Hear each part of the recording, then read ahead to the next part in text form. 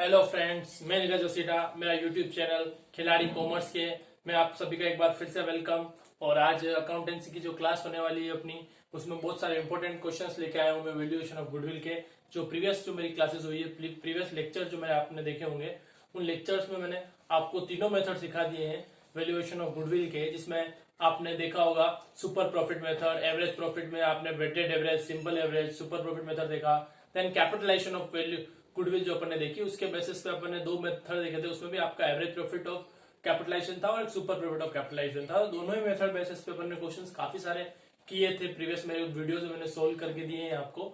जिन्होंने अभी तक मेरा चैनल सब्सक्राइब नहीं किया है, पहले फटाफट से मेरा चैनल सब्सक्राइब करें, ताकि आपको इन फ्यूचर आगे और भी जो चैप्टर्स हैं आपकी पार्टनरशिप के, उनके इंपॉर्टेंट क्वेश्चंस और इंपॉर्टेंट टॉपिक्स पढ़ने को मिलेंगे।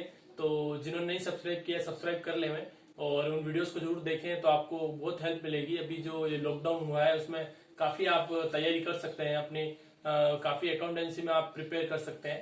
तो अभी हमें कुछ और इम्पोर्टेंट क्वेश्चंस आपके लिए लेके आया हूँ। टॉपिक्स ऑलरेडी कंप्लीट हो चुका है, चैप्टर फिनिश होने आया है, तो कुछ इंपॉर्टेंट क्वेश्चंस लेके आज इस चैप्टर को अपन फिनिश करेंगे और नेक्स्ट जो क्लास रहेगी उसमें अपन न्यू चैप्टर स्टार्ट करेंगे। तो आज का एक इंपॉर्टेंट क्वेश्चन कुछ मैं स्टार्ट करने जा रहा हूँ। एक क्वेश्चन मैं ले रहा हूँ, आप ध्यान से सुनिएगा। On 1st April 2014, an existing firm had assets of rupees 75,000. एक फर्म की असेट्स आपको दे रखी है 75,000, और इन्होंने लाइन क्या यूज की है वो समझना बेटा बहुत ध्यान से। इन्होंने इसमें ऐसा बोला है कि इंक्लूडिंग कैश 5,000। पहले मैं एक बार डिटेल सारी ले रहा हूँ क्वेश्चंस की, उसके बाद आगे बात करूंगा।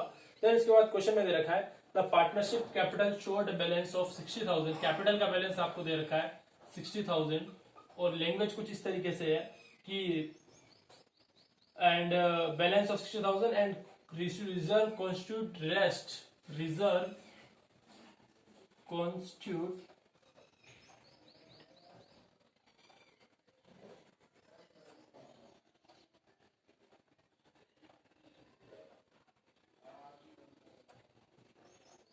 रेस्ट, ये वर्ड यूज हुआ है। और उसके अलावा इंपॉर्टेंट पार्ट जो क्वेश्चन के अंदर है, एनआरआर दे रखा है आपको 10%, तो वो भी मैं यहाँ पे लिख रहा हूँ आपके लिए। फिर मैं क्वेश्चन आपको समझाऊंगा कि आपको कीवर्ड क्या समझ रहा है। उसके बाद आपको क्वेश्चन में दे रखा है गुडविल का आंसर दे रखा है आपको। गुडविल दे रखी है आपको 24,000, तो इस बार क्वेश्चन में कुछ और मिसिंग है। 24,000 at a 4-year purchase of super profit, ये क्वेश्चन की लैंग्वेज है। और आपको फाइंड आउट क्या करना है, एवरेज प्रॉफिट फाइंड आउट करना है। यहाँ पर क्वेश्चन थोड़ा सा चेंज हुआ है। हर क्वेश्चन में अपन ने देखा था गुडविल को फाइंड आउट करना होता था, पर इस क्वेश्चन में आपको एवरेज प्रॉफिट कैलकुलेट करके देना है। तो अब देखना है क्वेश्चन कैसे होने वाला है। पहले अपन क्वेश्चन को अच्छा से समझ लेते हैं कि कहना क्या चाह रहा है। फर्स्ट ऑफ ऑल देखो, आपको कंफ्यूज करने के लिए उसने क्या बोला, असेट 75,000 इंक्लूडिंग कैश। तो कैश तो ऑलरेडी अपन इंक्लूड करते हैं, तो उसमें प्रॉब्लम क्या है। वो आपको कंफ्यूज करने के लिए जबरदस्ती उसने क्या लिखा है, इंक्लूडिंग कैश। तो आपका माइंड क्या बोलेगा कि अच्छा कैश को इंक्लूड नहीं करना है, आप क्या करेंगे 5,000 लेस करके 70,000 के असेट्स लेंगे, तो क्वेश्चन गलत हो जाएगा। तो आपको ध्यान रखना है, क्वेश्चन कुछ भी बोले आपको उसको ध्यान से पढ़ना है और समझना है कि क्वेश्चन की लैंग्वेज क्या है और आपके लिए वाकई में वो पॉइंट काम का है या नहीं है। जैसे कि इस पॉइंट में उन्होंने आपको कंफ्यूज करने के लिए बोला असेट 75,000 इंक्लूडिंग कैश, तो कैश तो ऑलरेडी इंक्लूड होता है, असेट्स के अंदर इंक्लूड करते हैं, उसमें कोई प्रॉब्लम है ही नहीं। अपने को प्रॉब्लम किससे, फिक्टिशियस असेट्स से। अगर इसके अंदर फिक्टिशियस असेट्स इंक्लूड होती तो अपन उसको हटा देते हैं, उसमें से लेस कर लेते हैं। फॉर फिक्टिशियस असेट्स तो कैश तो अपनी कौन सी असेट्स होती है, करंट असेट्स होती है, तो वो तो अपनी असेट्स का पार्ट ऑलरेडी है और रखना है अपने को, तो कोई प्रॉब्लम अपने को है ही नहीं इस 5,000 से। तो इसका मतलब ये होगा कि अपन पूरी 75,000 क्या ले सकते हैं, असेट्स ले सकते हैं यहाँ पे। तो एक चीज तो अपने को यहाँ पे क्लियर हो गई। अब दूसरी चीज आपको समझनी, कैपिटल 60,000 रेस्ट कॉन्स्टिट्यूट रिजर्व, बचा हुआ सारा का सारा क्या है, रिजर्व है। तो 60,000 ही कैपिटल है, बचा हुआ रिजर्व होने का मतलब जो आप, अगर आपका टोटल, आपको इक्वेशन पता होगी, total assets is equal to total liability होती है। तो 75,000 अगर असेट्स है तो 75,000 ही आपकी टोटल लायबिलिटी होगी, और उसमें से अगर 60,000 आपका कैपिटल है तो जो रेस्ट 15,000 है वो 15,000 आपका क्या हो गया, रिजर्व हो गया। तो अगर अपन दोनों ही अप्रोच से देखें, असेट्स अप्रोच से देखें, तो टोटल असेट्स 75,000 अपनी कैपिटल इनबिल्ड हो सकती है, और कैपिटल आप लायबिलिटीज अप्रोच से चेक कर रहे हैं तो 60,000 अपना फॉर्मूला अपन ने देखा था, capital plus reserve minus fictitious asset. तो कैपिटल 60,000 और रिजर्व आपका 15,000, तो 75,000 अगर आप उधर से जाएंगे तो फिर दोनों ही अप्रोच से आप यहाँ पर कैपिटल एम्प्लॉयड कैलकुलेट करते हैं तो वो 75,000 ही आएगा। ये चीज आपको समझानी थी। इस क्वेश्चन में काफी इंपोर्टेंट पॉइंट्स थे, वो मैंने डिस्कस किया आपके साथ। तो दोनों ही अप्रोच से अगर अपन कैपिटल एम्प्लॉयड ढूंढने जाए तो अपना 75,000 ही आएगा, उसमें कोई करेक्शन नहीं है, ठीक है। देन उसके बाद एमआरआर गिवन है, गुडविल अपने को वो दे रखी है, इस बार ऑलरेडी गुडविल दे रखी है। अब इसको अपने को कैलकुलेट करके क्या बताना है, एवरेज प्रॉफिट कैलकुलेट करके देना है। थोड़ी सी इंक इसमें फिनिश हो गई है, मैं इसको रिफिल कर देता हूँ फिर से, तब तक आप इस क्वेश्चन की डिटेल चेक कर लीजिए और देख लीजिए कि क्या करेक्शंस, कोई डाउट्स तो नहीं है। अगर डाउट्स हैं तो मेरे को आप व्हाट्सएप नंबर जो मैंने पहले ही ऑलरेडी आपको प्रोवाइड कर रखे हैं 8386899564, उस पर अपनी क्वेरीज भेज सकते हैं आप और मुझे कॉल करके भी पूछ सकते हैं अगर आपको कोई डाउट रहता है इस क्वेश्चन से रिगार्डिंग। और भी क्वेश्चन आगे लेने वाला हूं मैं। तो फिलहाल आप ये समझ लीजिए कि अपनी जो कैपिटल एम्प्लॉयड है, अगर अपन असेट्स अप्रोच से लें तो भी अपनी 75,000 आएगा, और अगर अपन लाइबिलिटीज अप्रोच से भी जाते हैं तो भी 75,000 आएगा। उसका रीजन आपको मैं बता चुका हूँ बेटा, कि अगर अपन असेट्स अप्रोच से जाते हैं तो असेट्स का फॉर्मूला ये कहता है कि total assets excluding fictitious assets minus outside liability. तो इस क्वेश्चन में कोई आउटसाइड लाइबिलिटी तो है ही नहीं, तो वो लेस करने का अपना पॉइंट बना ही नहीं। और दूसरी बात ये है यहाँ पर कि आपका अगर अपन लाइबिलिटीज अप्रोच से जाए तो फॉर्मूला ये कहता है कि अपने को क्या करना है, कैपिटल और रिजर्व्स को प्लस कर लेना है और माइनस करना है फिक्टिशियस असेट्स अगर कोई हो तो इस क्वेश्चन में कोई फिक्टिशियस असेट्स भी है नहीं, तो दोनों ही पॉइंट से अगर आप कैलकुलेट करें तो आपकी क्या होगी, जो कैपिटल एम्प्लॉयड है वो 75,000 ही आएगा, उसमें कोई करेक्शन नहीं रहेगा। तो ये चीज क्लियर हो चुकी है आपको। अब अपने को क्या करना है, फॉर्मूला यूज करना है। फॉर्मूला टू फॉर्मूला अगर अपन क्वेश्चन सोल्व करेंगे तो कोई भी क्वेश्चन हो अपन सोल्व कर सकते हैं बहुत इजीली। आपको याद होगा फॉर्मूला, मैं थोड़ा सा इसको यहाँ पर इसी के नीचे ले लेता हूँ ताकि अपने को स्पेस मिल जाए। मैं इसको कंटिन्यू, ये लाइन जो है 24,000 ऑफ 4 ईयर परचेज इधर ही लिख देता हूँ, परचेज ऑफ सुपर प्रॉफिट। और कैलकुलेट क्या करना है आपको, एवरेज प्रॉफिट कैलकुलेट करना है, तो उसको अपन क्वेश्चन मार्क कर देते हैं। अब फॉर्मूला जो यूज करना है, फॉर्मूला आपने का क्या कहता है देखने का, goodwill is equal to, formula super profit basis पे बात हो रही है। देखो गुडविल किस बेसिस पे कैलकुलेट हुई, सुपर प्रॉफिट बेसिस पे, मतलब फॉर्मूले में क्या यूज हुआ होगा, super profit into number of year purchase. तो अगर यहाँ पर गुडविल का आंसर अपने को दे रखा है 24,000 और सुपर प्रॉफिट अपने को नहीं पता है तो इसको सुपर प्रॉफिट ही शॉर्ट फॉर्म में एसपी लिख रहा हूं। नंबर ऑफ ईयर अपने को पता है तो 4 ईयर अपन यूज कर सकते हैं यहाँ पे, क्योंकि उन्होंने बोला है कि सुपर प्रॉफिट के 4 ईयर बेसिस पे गुडविल कैलकुलेट हुई है, मतलब ये फॉर्मूला यूज हुआ होगा। इट मीन सुपर प्रॉफिट आपका आ गया कितना, इसको अगर क्रॉस में अपन सोल्व करें तो ये आ जाएगा आपका 6,000। तो एक चीज तो आपको कैलकुलेट हुई, सुपर प्रॉफिट आ गया। अब अपने को पता है एवरेज प्रॉफिट निकालना है, तो सुपर प्रॉफिट का फॉर्मूला क्या होता है, average profit minus normal profit. ये आप सभी को पहले से पता है, पहले प्रीवियस क्लास में अपन सीख चुके हैं ये चीज। अब सुपर प्रॉफिट की वैल्यू अपने को 6,000 पता है, एवरेज प्रॉफिट की वैल्यू अपने को नहीं पता है, उसको एवरेज प्रॉफिट ही अगर अपन रहने दें, पर नॉर्मल प्रॉफिट अपन कैलकुलेट कर सकते हैं। तो नॉर्मल प्रॉफिट का आपस फॉर्मूला अपने को पता है, देखते हैं क्या फॉर्मूला यूज करना है। तो नॉर्मल प्रॉफिट का फॉर्मूला होता है आपका कैपिटल एम्प्लॉयड इनटू NRR। तो यहाँ पर कैपिटल एम्प्लॉयड अपन कैलकुलेट कर चुके हैं, कितना आया था अपना 75,000। तो यहाँ पे अगर अपन 75,000 रख दें और NRR जो अपनी चल रही है वो कितनी चल रही है 10%, उसको यहाँ पे यूज करें तो अपना नॉर्मल प्रॉफिट आ सकता है 7,500। इसका मतलब ये वैल्यू यहाँ पे आ सकती है आपकी। अब आप देख सकते हैं कितनी आसानी से ये माइनस का इधर आगे क्या हो जाएगा, प्लस का हो जाएगा। तो इसका मतलब एवरेज प्रॉफिट की वैल्यू आप फाइंड आउट कर सकते हो, average profit is equal to 13,1500। ये आपका आंसर यहाँ पे हो सकता है। अब आप आराम से देख सकते हैं, देखो यहाँ पे भी आ सकता है आपका, आपने कैलकुलेट कर लिया अपन ने 13,500 एवरेज प्रॉफिट आ गया, 17,000 इसमें इसको माइनस करेंगे 6,000 सुपर प्रॉफिट आ रहा है। तो ये क्वेश्चन आप देख सकते हैं, थोड़ा सा अलग था यहाँ पर गुडविल की वैल्यू आपको दे रखी थी पर उससे एवरेज प्रॉफिट कैलकुलेट करना था, पर फॉर्मूला वही यूज करना है जो आपने पहले यूज किया हुआ है, तो आसानी से आप उस आंसर तक पहुंच जाएंगे। एक बार फिर से अपन रिवाइज कर रहे हैं, इस क्वेश्चन को रिवाइंड कर रहे हैं। फर्स्ट ऑफ ऑल गुडविल का आंसर अपने को गिवन था, गुडविल दे रखी थी आपको 24,000, कितने ईयर बेसिस पे, 4 ईयर सुपर प्रॉफिट बेसिस पे दे रखी थी आपको। तो फॉर्मूला अपन यूज कर सकते हैं, goodwill is equal to super profit into number of years.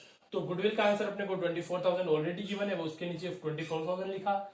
Super profit नहीं पता है, उसको एसपी ही रहने दें आप। नंबर ऑफ ईयर में आपको पता है 4 ईयर है, तो इसको जब आप नॉर्मल जो आपकी मैथमेटिकल इक्वेशन होती है उससे सोल्व करते हैं तो सुपर प्रॉफिट की वैल्यू आपके सामने आ चुकी है 6,000। अब सुपर प्रॉफिट का फॉर्मूला आपका बहुत इजी सा होता है, एवरेज प्रॉफिट में अगर आप नॉर्मल प्रॉफिट माइनस करते हैं तो सुपर प्रॉफिट आता है। तो सुपर प्रॉफिट का आंसर आपको ऑलरेडी पता है 6,000। एवरेज प्रॉफिट जो मिसिंग है क्वेश्चन में वही तो कैलकुलेट करना है, और पर अपने को नॉर्मल प्रॉफिट यहाँ से कैलकुलेट हो सकता है। तो नॉर्मल प्रॉफिट का फॉर्मूला अपन ने यूज किया capital employed into NRR. Capital employed अपन क्वेश्चन की दोनों अप्रोच से, चाहे असेट अप्रोच से लें चाहे लाइबिलिटीज अप्रोच से। 7,500 ऑलरेडी आ चुका है, 75,000, उस 75,000 को आप यहाँ पे लेके आएंगे फॉर्मूले में कैपिटल एम्प्लॉयड के नीचे, और एनआरआर आपको दे रखी थी क्वेश्चन में गिवन थे 10%, तो उस बेसिस पे नॉर्मल प्रॉफिट आ गया आपका 7,500। इस 7,500 को जब यहाँ पहुंचाया तो अल्टीमेटली आपका एवरेज प्रॉफिट आ गया 13,500, जो आपके क्वेश्चन का आंसर है। तो ये हो गया क्वेश्चन आपका कंप्लीट। एक इंपॉर्टेंट क्वेश्चन था, काफी सारे इसके अंदर पेज थे, काफी सारी इसके अंदर घुमावदार लैंग्वेज थी, बहुत घुमाया था क्वेश्चंस को, पर अपन बहुत आसानी से अगर सिंपल फॉर्मूलेस को यूज करते हुए काम करें तो क्वेश्चंस अपन कर सकते हैं। तो एक इंपॉर्टेंट क्वेश्चन आपके सामने मैंने सोल्व किया, आप देख लीजिए आराम से। कोई क्वेरीज है तो बात बता चुका हूँ, व्हाट्सएप नंबर पर आप मुझे भेज सकते हैं और कॉल कर सकते हैं। एंड अगर ये कंप्लीट हुआ है तो अपन एक और इंपॉर्टेंट क्वेश्चन लेंगे यहाँ पे, कुछ अच्छे एडजस्टमेंट वाला।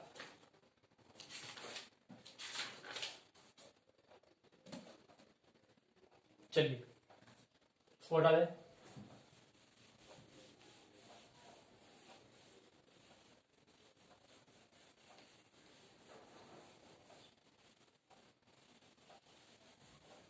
अब एक क्वेश्चन मैं आपके लिए रीड कर रहा हूं यहां से।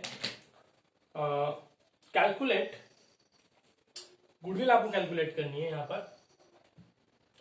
ए B partner sharing profit and losses in the ratio 3:2, and they decided to admit C as a partner from 1st April 2016. The following term, C will be given 2/5 of share of the profit. Goodwill of the firm is valued of 2-year purchase of 3-year normal average profit of the firm. तो goodwill को आपको calculate करना है किस basis पे, उसको formula पहले ही लिख देते हैं अपन। Goodwill is equal to average profit basis पे निकालना है, average profit into number of year purchase. तो ये तो कोई दिक्कत है नहीं इसमें। अब यहाँ पे गुडविल निकालनी है, एवरेज प्रॉफिट अपने को पता नहीं है, पर नंबर ऑफ ईयर अपने को दे रखा है उसमें कि कितने ईयर बेसिस से बात हो रही है। तो उसने बोला है कि 2 ईयर परचेज पे 3 ईयर का आपको एवरेज लेना है। तो 3 ईयर के जो प्रॉफिट्स हैं वो आपको दे रखे हैं 2016, 17 और 18। इसके बेसिस पे अपन एवरेज निकालेंगे, पर उसमें प्रॉफिट्स में कुछ करेक्शंस है, उन करेक्शंस को अपन कर लेते हैं।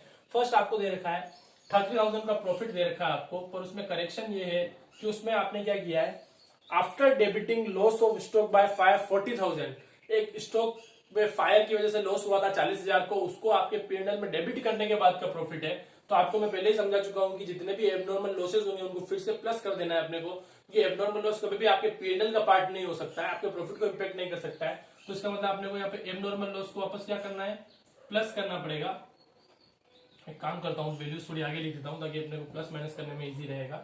तो 30,000 आपका था, उसके अंदर आपने क्या किया, 40,000 का एक लॉस करेक्शन किया, तो ये 70,000 आपकी वैल्यू आ गई यहाँ पर।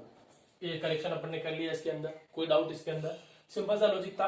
30,000 रुपीज का प्रॉफिट था, 40,000 का एबनॉर्मल लॉस आपने लिखा डेबिट करने के बाद। तो एबनॉर्मल लॉस अपने को पता है फिर से प्लस हो जाता है, तो इस ईयर का करेक्ट प्रॉफिट अपने लिए कितना रहेगा, 70,000। सेकंड एडजस्टमेंट यहाँ पर कि आपको लॉस दे रखा है 80,000 including voluntary retirement compensation paid 1,10,000। 2015 जो आपको 17 जो है उसके अंदर आपको लॉस दे रखा है, लॉस का अमाउंट दे रखा है आपको कितना, 80,000। तो 80,000 आपको लॉस दे रखा है, इसका मतलब ये नेगेटिव। नेगेटिव अपन क्या यूज करते हैं, ब्रैकेट यूज करते हैं अकाउंटेंसी के अंदर। ब्रैकेट करने का मतलब वो नेगेटिव फिगर है।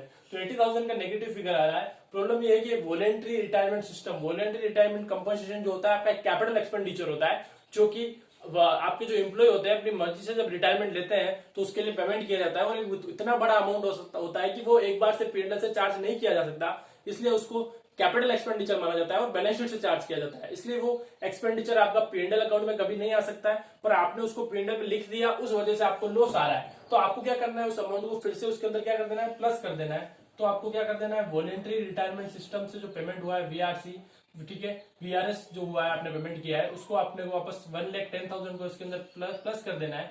तो आपको सीधा सा कॉन्सेप्ट है कि ये नेगेटिव फिगर, ये पॉजिटिव फिगर, इसको काटेंगे आपस में, तो 30,000 का पॉजिटिव आंसर आएगा आपका, जो कि आपका 30,000 का प्रॉफिट करेक्शन करने के बाद। तो ये सेकंड एडजस्टमेंट आपको समझना होगा कि ऐसा कोई भी एक्सपेंडिचर जो पीएनएल से चार्ज नहीं हो सकता, अगर आपने चार्ज कर दिया है तो उसको फिर से प्लस करेंगे, और ऐसा कोई भी एक्सपेंडिचर जो पीएनएल से चार्ज होना चाहिए पर आपने नहीं लिखा है तो उसको माइनस करेंगे। सिंपल सा लॉजिक रहेगा। देन उसके बाद थर्ड जो आपको पॉइंट है, 2018 का जो प्रॉफिट है वो प्रॉफिट आपको दे रखा है 1,10,000, पर उसमें करेक्शन क्या है समझ लीजिए बेटा। करेक्शन उसके अंदर ये है कि एक 30,000 का सेल ऑफ असेट्स हुआ है, उससे प्रॉफिट हुआ है 30,000 का, फिक्स असेट्स को सेल करने से, उस प्रॉफिट को इंक्लूड करते हुए ये प्रॉफिट उन्होंने कैलकुलेट किया।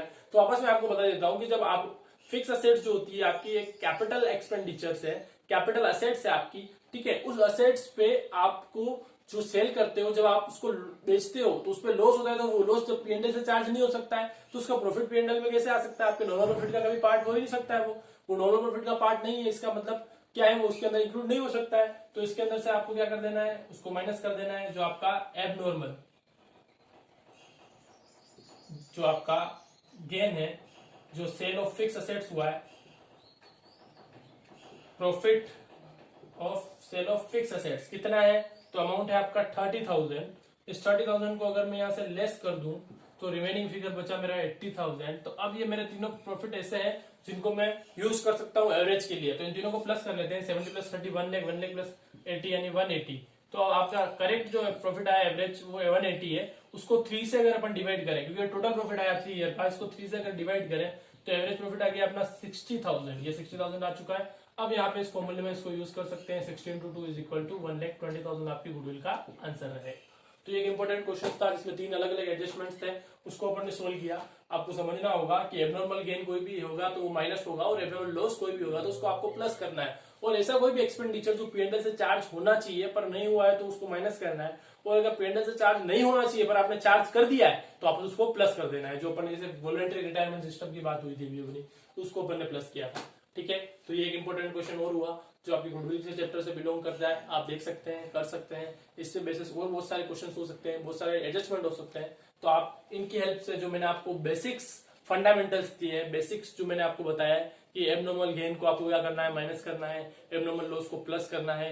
ऐसा कोई भी इनकम जो पीएनएल में आना चाहिए पर नहीं लिखा है आपने गलती से तो अब लिख दीजिए तो प्लस करना है। ऐसी कोई भी इनकम जो पीएनएल में नहीं आनी चाहिए पर आपने लिख दी है तो उसको फिर से वहां से हटा दीजिए यानी माइनस कर दीजिए। ऐसा कोई भी एक्सपेंडिचर जो पीएनएल से चार्ज नहीं होना चाहिए पर आपने चार्ज कर दिया है, जैसे कैपिटल एक्सपेंडिचर जो होते हैं वो पीएनएल से चार्ज नहीं होते पर आपने अगर कर दिए तो फिर से प्लस कर देंगे। ऐसे कोई भी एक्सपेंडिचर जो पीएनएल से चार्ज होने चाहिए पर आप लिखना भूल गए तो आप माइनस कर दीजिए। तो ये बेसिक्स फंडामेंटल्स, कोई भी एडजस्टमेंट आ जाए आप यूज करेंगे तो आराम से क्वेश्चंस आप कर सकते हैं, गुडविल के चैप्टर के आराम से सॉल्व कर सकते हैं। एक और इंपॉर्टेंट क्वेश्चंस मैं आपके लिए ले रहा हूं यहाँ पे, उसमें भी कुछ एडजस्टमेंट है, उन एडजस्टमेंट को सोल्व करते अपन क्वेश्चन सोल्व करेंगे।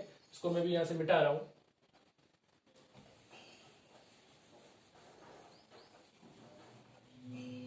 ये फॉर्मूला लेने देते हैं, शायद मे भी किसी क्वेश्चन में यूज आ जाए, तो फॉर्मूला मैं लेने दे रहा हूँ, goodwill is equal to average profit into number of year purchase. अब एक क्वेश्चन जो आपका है वो ये कह रहा है X and Y sharing profits and losses in the ratio 3:2. They admit Z into partnership for 1/4 share of goodwill. Z brings in share of goodwill in cash.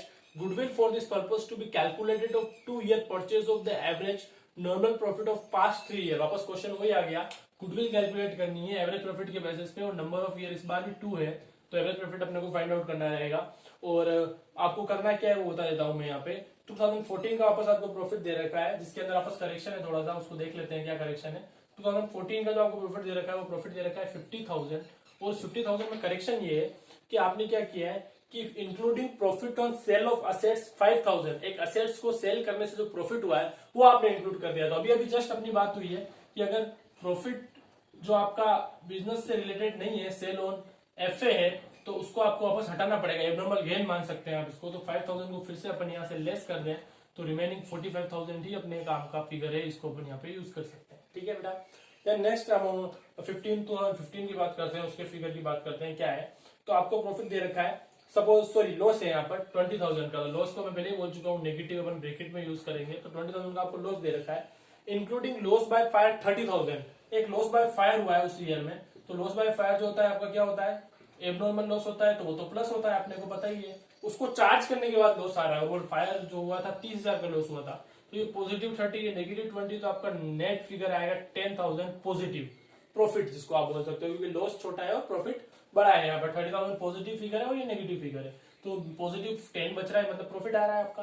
Then उसके बाद नेक्स्ट क्वेश्चन है आपका प्रॉफिट 70,000 इंक्लूडिंग दो correction 2016 के profit में। देखिएगा बेटा आप, इंपॉर्टेंट है क्वेश्चन। 70,000 का प्रॉफिट गिवन है, उसमें करेक्शंस क्या है देखते हैं। फर्स्ट पॉइंट दे रखा है including insurance claim receive 18,000। Insurance claim वापस आपकी क्या होती है कि ऐसी इनकम है जो आपके बिजनेस को ऑपरेटिंग एक्टिविटी से रिलेटेड नहीं है, पीएनएल में नहीं आ सकती, तो उस 18,000 को यहाँ से फिर से अपने को लेस करना पड़ेगा, वो इनकम P&L में नहीं आ सकती, आपने लिख दी है गलती से, उस वजह से प्रॉफिट ज्यादा आ रहा है। और दूसरा एक और एडजस्टमेंट साथ साथ में ये कि आपको इंटरेस्ट और इन्वेस्टमेंट एंड डिविडेंड रिसीव हुआ है। डिविडेंड और इंटरेस्ट जो रिसीव होता है आपको आपकी FD या शेयर्स पे रिसीव होता है, वो वापस आपके बिजनेस की ऑपरेटिंग इनकम नहीं है, आपके नॉर्मल प्रॉफिट का पार्ट नहीं है, तो उसको भी हटाना पड़ेगा। तो डिविडेंड जो रिसीव किया है आपने 18 अमाउंट है आपका 8,000 का, उसको भी अपन यहाँ से हटा देते हैं। तो ये दोनों फिगर लेस होने के बाद जो नेट फिगर आएगा वो 44,000 आ रहा है।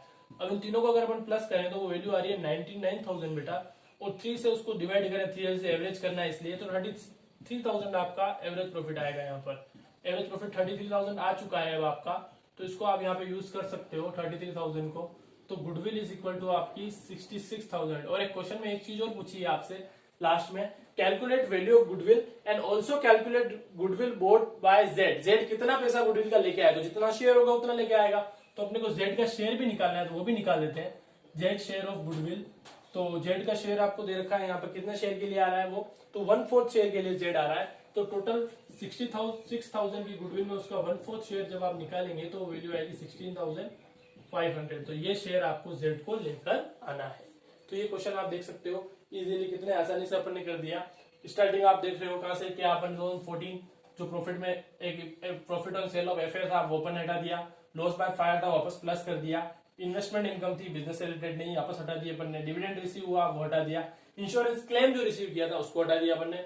तो उसके बाद जो फिगर्स आए वो आपके सामने है, और आप देख सकते हैं कुछ क्वेश्चंस आसानी से, कितनी आसानी से अपन ने सोल्व कर लिया, इसको फॉर्मूला यूज किया और एवरेज। सीधा सा कॉन्सेप्ट है बेटा, इस गुडविल का जो चैप्टर है उसके अंदर जो एडजस्टमेंट है वो ज्यादा आपके लिए मायने रखते हैं कि एडजस्टमेंट आप किस तरीके से समझते हैं। बेसिक्स मैंने आपको बता दिया है, उसके बेसिस पे अगर आपने सही डिसीजन लिया तो आपका सही प्रॉफिट, करेक्ट प्रॉफिट आएगा। उसके बाद फॉर्मूले बहुत इजी है, आराम से आप फॉर्मूले अप्लाई करें और आंसर निकाल सकते हैं।